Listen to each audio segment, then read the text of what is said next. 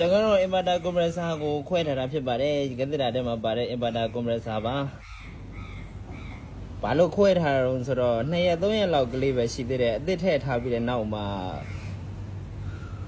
ဘာမှမပူမအေးဖြစ်နေတော့လက်မနေနိုင်မထိုင်နိုင်ဖြစ်ပြီးတော့ကျွန်တော်လှက်ကြည့်လိုက်တာထဲမှာပိုက်ကဒီလိုကြီးကျိုးနေတာတွေ့ရတယ်ဗျာငတ်ပေါ့ဗျာအဲ့တော့ကျွန်တော် compressor မောင်းလို့ရအောင်လုပ်ထားတဲ့ဘုံနဲ့ကျွန်တော်စမ်းမောင်းပြမယ်ဗျာ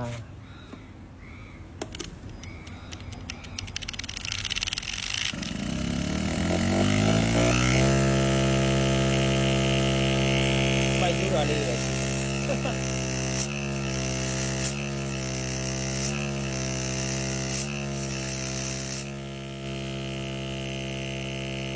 လာသွားပြီပေါ့ဗျာလာသွားပြီပေါ့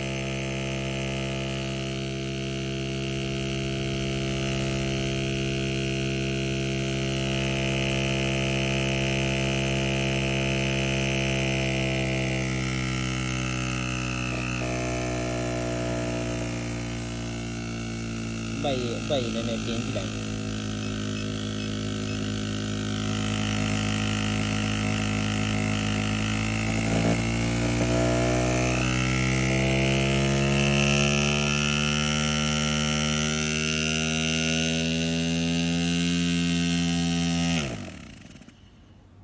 ဘာမှလည်းမသိပါဘူးဗျာ